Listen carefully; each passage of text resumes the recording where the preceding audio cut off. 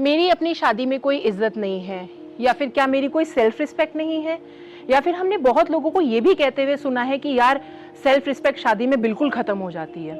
Hello everyone, I am doctor Parul Singh, your coach for life. और आज जो हम डिस्कस करने जा रहे हैं वो ये डिस्कस करने जा रहे हैं कि एक रिलेशनशिप में सेल्फ रिस्पेक्ट का क्या एस्पेक्ट है, या फिर एक रिलेशनशिप में सेल्फ रिस्पेक्ट की डेफिनेशन क्या है। सो गाइस, सबसे पहले जो हम ये समझेंगे वो ये समझेंगे कि सेल्फ रिस्पेक्ट की क्या डेफिनेशन होती है। तो अगर हम इसको एक बुकिश लैंग्वेज में कहें या गूगल लैंग्वेज में कहें, सेल्फ रिस्पेक्ट की लैंग्वेज डेफिनेशन होती है कि अपने अहम को बरकरार रखना, अपनी ईगो को सेटिस्फाई करके रखना इन अ पॉजिटिव वे, या फिर अपनी एक आइडेंटिटी को बना के रखना जहाँ पे एक इंसान अपनी वो आइडेंटिटी नहीं खोता कि मैं कौन हूँ या मेरी खुद की रिस्पेक्ट क्या है। सो गाइज, अब आप ये समझिए कि हमने सेल्फ रिस्पेक्ट की डेफिनेशन तो समझ ली।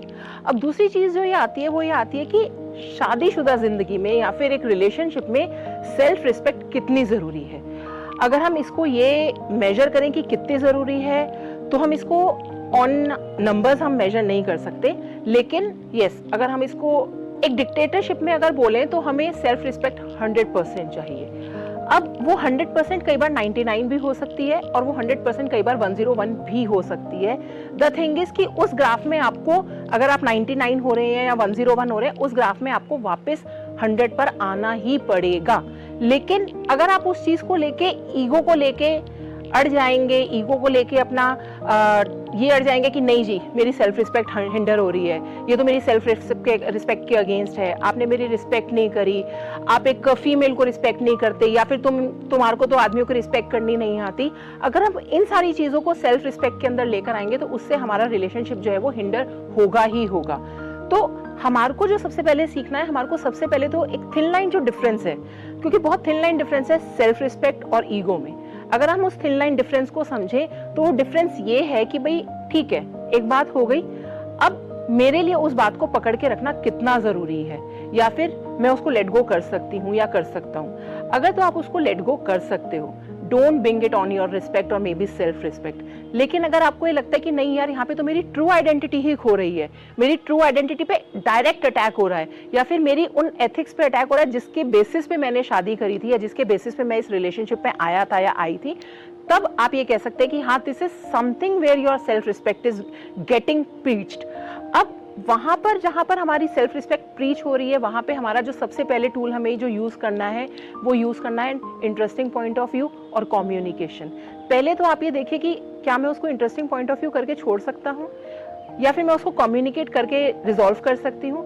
तो अगर आप ये दोनों टूल्स यूज कर सकते हैं, वेल एंड गुड। लेकिन अगर आपको लगता है कि नहीं यार, ये दोनों टूल्स यूज करके भी मेरे रिलेशनशिप में सेल्फ रिस्पेक्ट की वजह से बहुत सारी लड़ाइयां हो रही है, सो guys, I am just a call away. You can call me on the number given on the screen and you can also subscribe my channel for further video updates. Because कई बार होता क्या है कि हमें ना अपने जीवन से या फिर हमने अपने आसपास के एस्पेक्ट से सेल्फ रिस्पेक्ट की डेफिनेशन बहुत गलत पिकअप कर लेते हैं और उस सेल्फ रिस्पेक्ट को दूसरों के पॉइंट ऑफ व्यू से समझते हैं, रेदर देन हमारे रिलेशनशिप में उस सेल्फ रिस्पेक्ट की क्या डेफिनेशन है। तो पहले तो आप अपनी सेल्फ रिस्पेक्ट की डेफिनेशन खुद सॉर्ट आउट कीजिए, खुद बनाइए।